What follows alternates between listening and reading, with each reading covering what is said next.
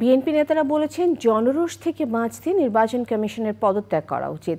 রাজধানীতে পৃথক অনুষ্ঠানে তারা বলেন, দুদক সহ বিভিন্ন প্রতিষ্ঠান থেকে সুবিধাবাদীদের বিদায় করতে হবে। অপরাধীদের ক্ষমা নয়, বিচার করার কথা বলেছেন দলের নেতারা। রাহুল রায় রিপোর্ট। শুরু থেকেই বন্যার্তদের দেখলাম কি প্রতিষ্ঠাবার্ষিকীর 5 দিনের কর্মসূচি বাতিল করে সেই টাকাও ত্রাণের জন্য দেয়া হয়েছে।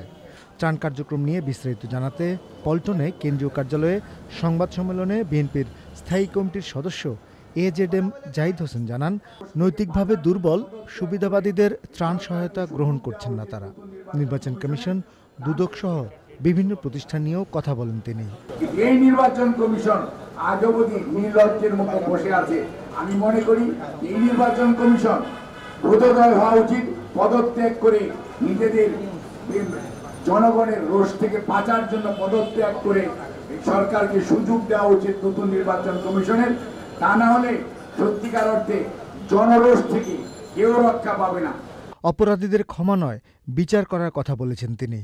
18 লক্ষ কোটি টাকা বলেন আর 15 লক্ষ কোটি টাকা বলেন, পাচারকৃত টাকা উদ্ধার করতে হলে, ব্যাংক লুটেরাদেরকে বিচারের সামনে আনতে হলে, সেই সংবাদকর্মী হোক, চিকিৎসক হোক, স্বাস্থ্যের দুর্নীতি বের করতে হলেও, যত সেক্টরে দুর্নীতি হয়েছে, আইসিটির দুর্নীতি বের করতে হলেও, অথবা গেটওয়ের দুর্নীতি ধরতে হলেও শক্তিশালী দুর্নীতি কমিশন দরকার। আইন শৃঙ্খলা বাহিনীকে তাদের কাজে নেতাকর্মীদের পূর্ণ সহায়তা করার কথা বলেছেন বিএনপি নেতারা।